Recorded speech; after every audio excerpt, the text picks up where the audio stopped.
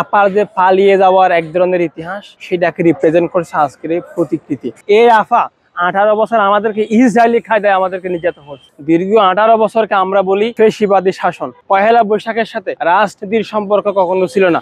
দীর্ঘ 18 বছর আমরা শেখ হাসিনার কাছে জিম্মি ছিলাম। দীর্ঘ 18 বছর আমরা ফ্যাসিবাদের যুগে জিম্মি ছিলাম। আমার দৃঢ় বিশ্বাস ফ্যাসিবাদের যে বিভিন্ন নেতিবাচক কর্মকাণ্ড এবং আপার যে পালিয়ে যাওয়ার এক ধরনের ইতিহাস সেটাকে রিপ্রেজেন্ট করছে আজকের এই প্রতিকৃতি। আওয়ামী লীগের আমলের দীর্ঘ 16 বছর যে আওয়ামী লীগের আমল কিংবা তার 2 বছরের আওয়ামী লীগের ছত্রছায়ায় যে 111 দীর্ঘ 18 বছরকে আমরা বলি ফ্যাসিবাদী শাসন।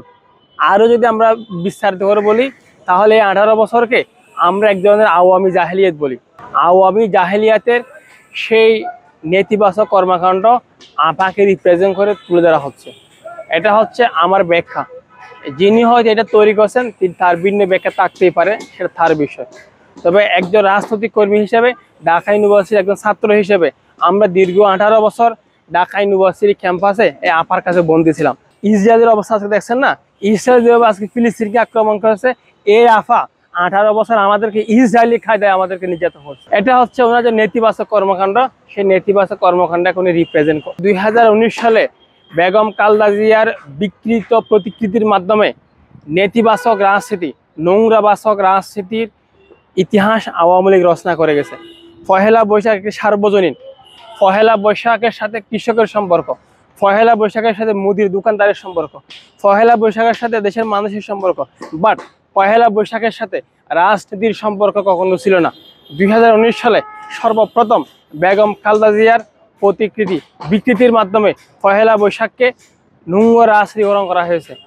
আজকে শেখ হাসিনা সেই নোংরা রাজনীতির এই শিকার হয়েছেন। আমি মনে করি সেই ফাঁদে তিনি পা দিয়েছেন।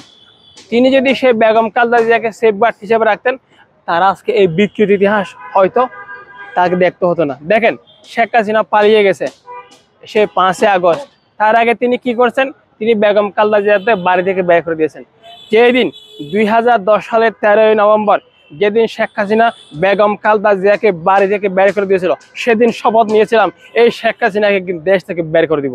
2024 সালের 5 আগস্ট শেখ হাসিনাকে দেশ থেকে বের করে দিয়েছি। পলিটিক্সের মধ্যে একটা সীমা থাকা দরকার, একটা লিমিট থাকা দরকার।